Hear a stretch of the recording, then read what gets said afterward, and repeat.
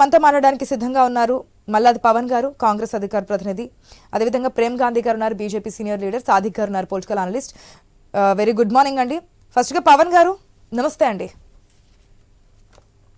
నమస్కారం. చాలా అంశాలను అయితే కేంద్రం ఈసారి బడ్జెట్ లో తెలంగాణ స్టేట్ కి సంబంధించి పెట్టబోతుంది, పెట్టాలి అనే వాదనలు అయితే వినిపిస్తున్నాయి. ఎంతవరకు పెట్టే ఛాన్సెస్ ఉన్నాయి? గతంలో ఓటాన్ అకౌంట్ బడ్జెట్ కూడా చూసాము, ఈసారి పూర్తి స్థాయి బడ్జెట్ మోదీ 3.0లో.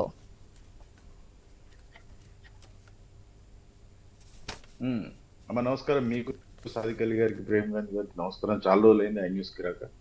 నమస్తేస్తు మహామాయ శ్రీపీఠే స్వరూపితే శంకుచక్ర గదాహస్తే మహాలక్ష్మి నమస్తుతే అని లక్ష్మీదేవి స్తోత్రం. మరి ఆ లక్ష్మీదేవి ఈ రోజు తెలంగాణను కరుణిస్తుందా లేదా అనేది మాకు కూడా కొంచెం డౌట్ గానే ఉంది. ఎందుకంటే మొన్న పద్మ అవార్డ్స్ తోని చూసినప్పటి నుంచి మాకు నమ్మకం అయితే నాకైతే నమ్మకం లేదు కాంగ్రెస్ పార్టీ ప్రభుత్వానికి, తెలంగాణ ప్రభుత్వానికి. బీజేపీ ప్రభుత్వం, కేంద్ర ప్రభుత్వం, సెంట్రల్ గవర్నమెంట్ మరి తెలంగాణకి ఏదైనా కరుణిస్తుందని అయితే నాకైతే నమ్మకం లేదు. కానీ ఏ రకంగా అయితే భారతదేశం ఇవాళ ఉన్నటువంటి పరిస్థితుల్లో ఉందో వాటిని చూస్తుంటే మాత్రం చాలా బాధాకరంగా ఉంది. ఎందుకంటే 1 rupee versus dollar is 86.62 rupees, 86 రూపాయల 62 పైసలు ఉంది ఇవాళ భారతదేశం rupee versus dollar. Rupee is getting depleted every day on day. భారతదేశ అప్పు మీద ఇంతవరకు బీజేపీ ప్రభుత్వం, సెంట్రల్ గవర్నమెంట్ ఏమీ తన యొక్క విధానాన్ని చెప్పట్లేదు. ఎందుకంటే 2014లో యూపీఏ 2 ప్రభుత్వం ఉన్నప్పుడు, అంటే యూపీఏ 2 ప్రభుత్వం అయిపోయి బీజేపీ ప్రభుత్వం వచ్చినప్పుడు మన అప్పులు చూస్తే అప్పటికి ఇప్పటికి ఎంత పెరిగింది అనే దాన్ని ఒకసారి వాళ్ళు అంచనా వేసుకోవాలి. దగ్గర దగ్గర $2144 బిలియన్ ఇవాళ అప్పు ఉన్నది. GDP 8% growth, nominal growth. Actual గా ఒక దేశానికి, మన దేశం భారతదేశం కంటిన్యూస్ గా ఉన్నాయి. 2004 నుంచి 2014 వరకు కంటిన్యూస్ గా మనం మంచి జీడిపిని మెయింటైన్ చేస్తాం. దగ్గర దగ్గర 8% జీడిపిని మెయింటైన్ చేస్తే ఇవాళ 6% అని చెప్తున్నారు. కానీ నేనైతే పర్సనల్ గా నమ్మన్నది 6% కూడా ఉందని. దట్ సమ్వేర్ అరౌండ్ 4.5% వరకే ఉంటుంది. యాక్చువల్ గా నామినల్ గా మంచి జీడిపి ఉండి ప్రభుత్వం మంచిగా భారతదేశం మంచిగా నడవాలి, అన్ని రకాల ప్రజలు బాగుండాలి అంటే మాత్రం 8.5% జీడిపి కంపల్సరీగా రిజిస్టర్ కావాలి. దగ్గర దగ్గర ఇవాళ భారతదేశం అప్పు 200 లక్షల కోట్ల అప్పు జరిగింది వాళ్ళ వరకు. 2014 డెట్ మనకి 461 బిలియన్లు ఉంటే ఇవాళ 2144 బిలియన్లు ఇవాళ ఉన్నటువంటి అప్పు. సో వీటన్నిటి మీద ఒక కూలంకషమైనటువంటి చర్చ జరగాలి. నాకైతే ఎక్కడ కూడా ఏదన్నా జరుగుతుంది అనేటువంటి ఆలోచన కానీ ఎటువంటి ఆశ కానీ లేదు. ఇక మరి నిర్మలా సీతారామన్ గారు లక్ష్మీ కటాక్షం అన్న మాట వరకే ఉండిపోతుంది అంటారా? ఇక అది అట్లనే ఉండేటట్టుందమ్మా. మనం ఫోటో చూసి దండం పెట్టుకోవాల్సినట్టే ఉంది.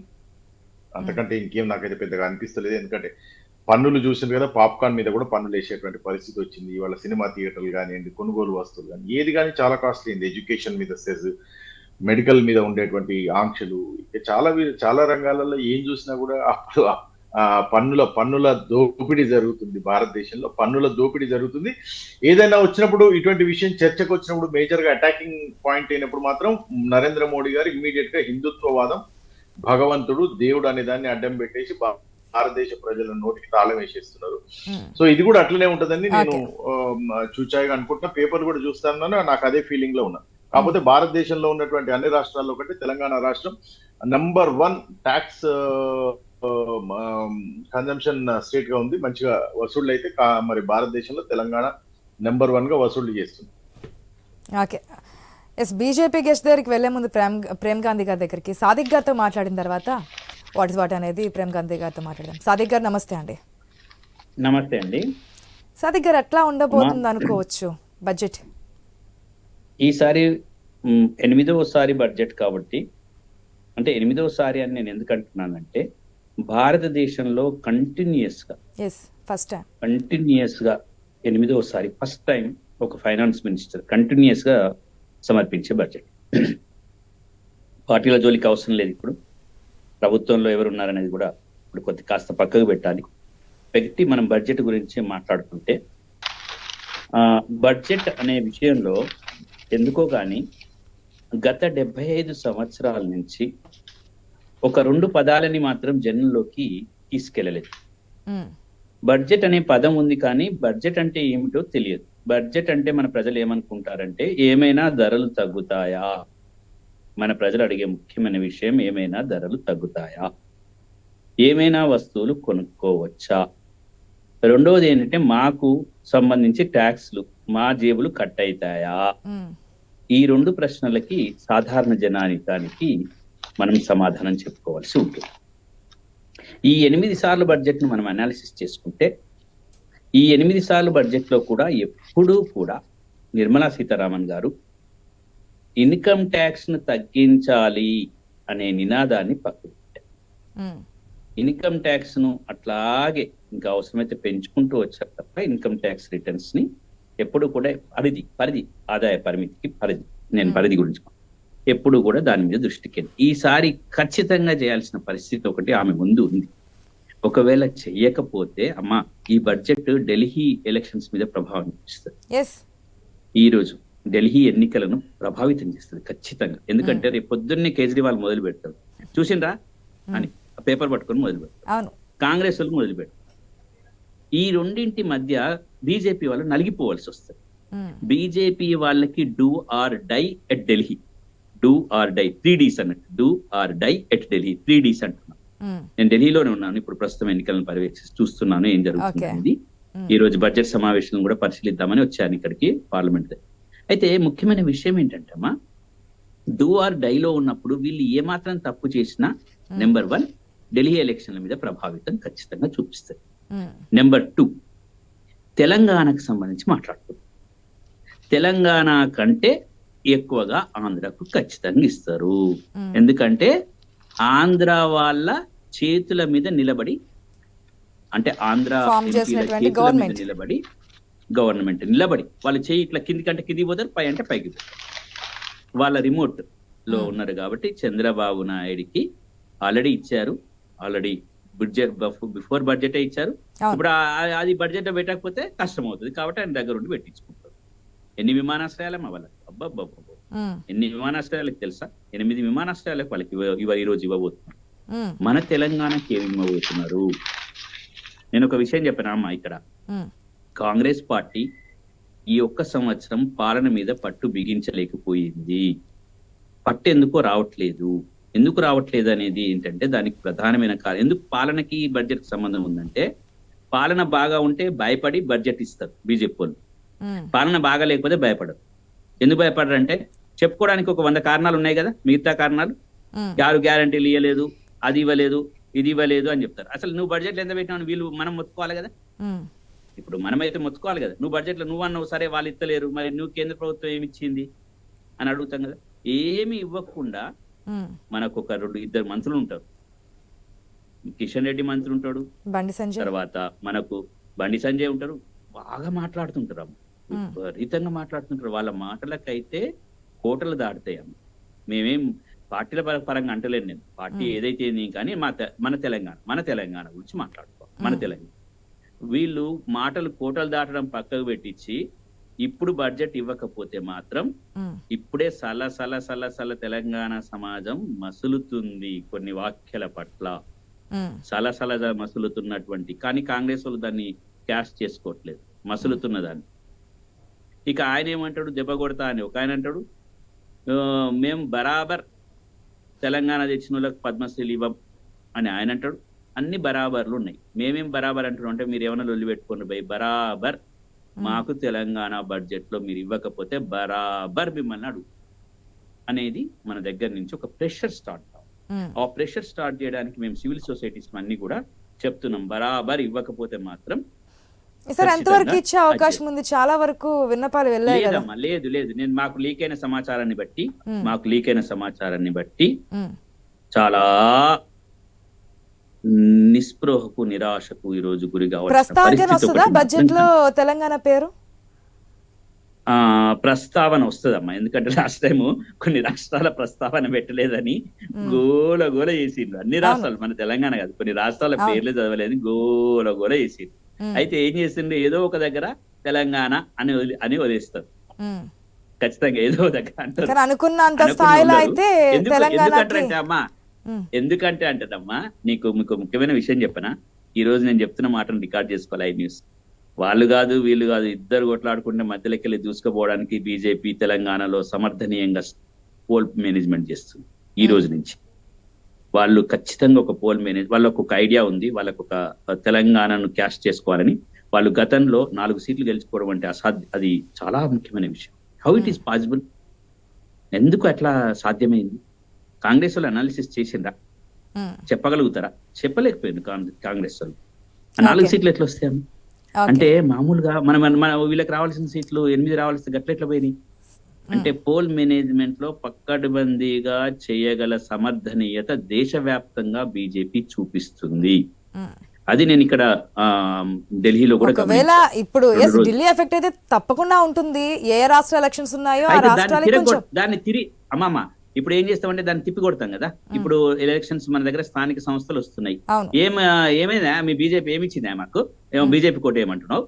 మొన్న ఏమిచ్చింది బీజేపీకి అని సామాన్యుల మధ్యకి కాంగ్రెస్ పార్టీ తీసుకెళ్లగలుగుతుందా? రూట్ లెవెల్లో గ్రామీణ ప్రాంతాల్లోకి ఈ మాటను తీసుకెళ్లగలుగుతుందా?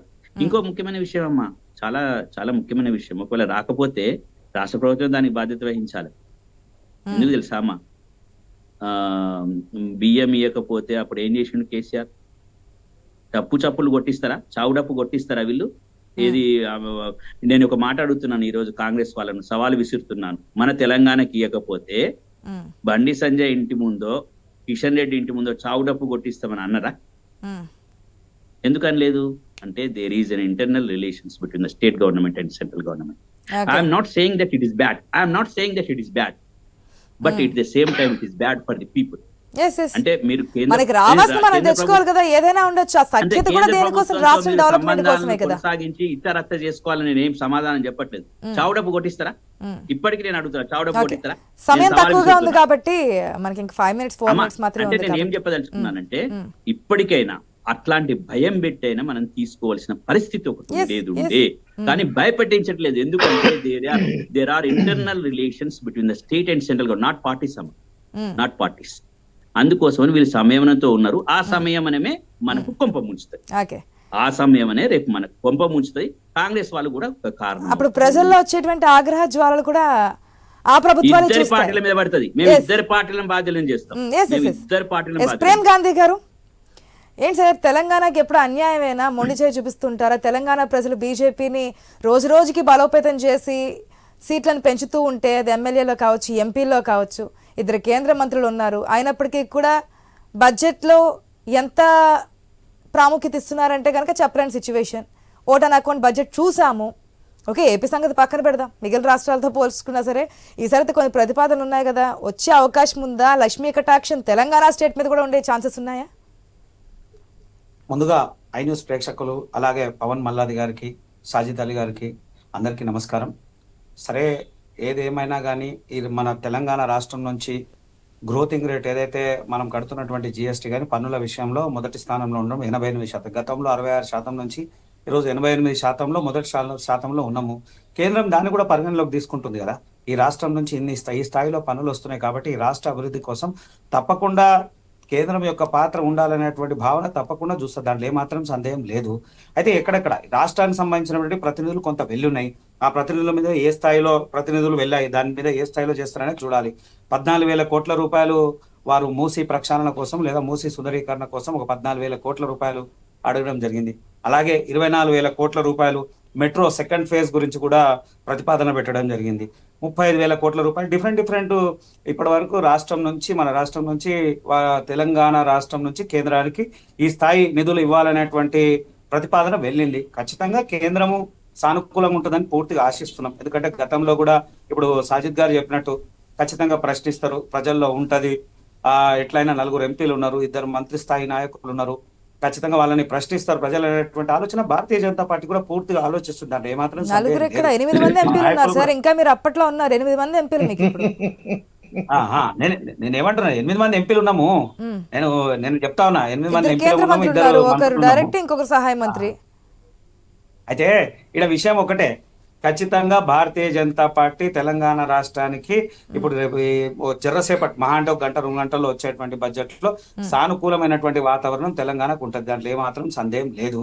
అయితే కొన్ని కొన్ని విషయాల్లో ఎప్పుడు జీడిపి అనేటువంటి అంశం అంటే మనం ఎగుమతులు ఎక్కువ చేసుకుంటాం, దిగుమతులు తక్కువ ఉంటాయి, ఎగుమతులు ఎక్కువ ఉండడం వల్ల కొంత డాలర్ రేటు మనది తగ్గిపోవడము, డాలర్ రేట్ పడిపోవడానికి గల కారణాలు ఉంటాయి. అందుకోసమే భారతదేశంలో మొదటి నుంచి నరేంద్ర మోడీ గారు ప్రధాన అస్త్రం తీసుకున్నారు మేక్ ఇన్ ఇండియా అనేటువంటి పాలసీ.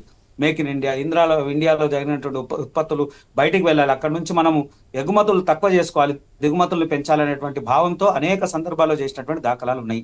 ఇలా ఒకటే చెప్తా ఉన్నాము, నిర్మలా సీతారామన్ గారు ఇచ్చేటువంటి బడ్జెట్ లో ఖచ్చితంగా తెలంగాణ రాష్ట్రం సింహభాగం ఉండబోతుందని మేము ఆశిస్తున్నాం. ఎందుకంటే ఒక తెలంగాణ రాష్ట్రంలో ఉన్నటువంటి బీజేపీ సింహభాగంలో ఒకవేళ లేకపోతే తెలంగాణ బీజేపీ నాయకులు ఏం చెప్తారనేది ప్రశ్న.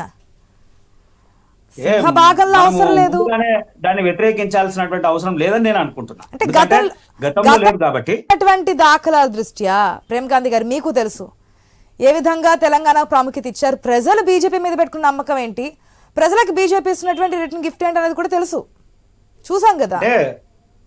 అయితే గత బడ్జెట్ లో కూడా నేను క్లియర్ గా అప్పుడు కూడా మనం బడ్జెట్ సమావేశంలో నేను ప్రధాన మీడియా ఛానల్లో మాట్లాడినప్పుడు ఒక అంశం చెప్పిన, ప్రత్యేకంగా తెలంగాణకు నిధులు ఇవ్వకపోవచ్చు కానీ దేశవ్యాప్తంగా ఉన్నటువంటి నిధుల్లో తెలంగాణ రాష్ట్రానికి కూడా ఉపయోగపడేటువంటి అనేక సంక్షేమ పథకాల్లో విలీనమైనటువంటి అంశాలు చాలా ఉన్నాయనేటువంటి గతంలో నేను చెప్పిన. ఇప్పుడు కూడా సంక్షేమ పథకాలు అనేది ఒక రాష్ట్రానికి సెపరేట్ గా ఇచ్చేవి కాదు కదా ప్రేమ్ గాంధీ గారు. ప్రాజెక్ట్స్, ఈ మెట్రో విస్తరణ పనులు, వీటికి సంబంధించి కదా సంక్షేమ పథకాలకు సంబంధించి ఒక రాష్ట్రాన్ని పక్కన పెడతాము అంటే ఒక రాష్ట్రానికి ఎక్కువ ఇవ్వచ్చేమో కానీ అన్ని రాష్ట్రాలకు ఇవ్వాల్సిందే కదా. ఓకే, మీరు అన్న విధంగా వెయిట్ చేద్దాం. 11 గంటలకైతే బడ్జెట్ అయితే స్టార్ట్ చేయబోతున్నారు. 8వసారి వరుసగా చేసినటువంటి క్రెడిట్ అయితే నిర్మలా సీతారామన్కి దక్కిందని చెప్పొచ్చు. మరి ఈసారి బడ్జెట్ నిజంగానే అందరిలోనూ లక్ష్మీ కటాక్షాన్ని కలిగిస్తుందా, ఏ రంగానికి ఎక్కువ ప్రాధాన్యత ఇచ్చారు ఏంటి అనేది తెలుసుకుందాం కొద్దిసేపట్లోనే. సాదిక్ గారు ఆఫ్టర్ దట్ పెట్టిన తర్వాత మరొకసారి చర్చిద్దాం. థ్యాంక్ యూ అండి.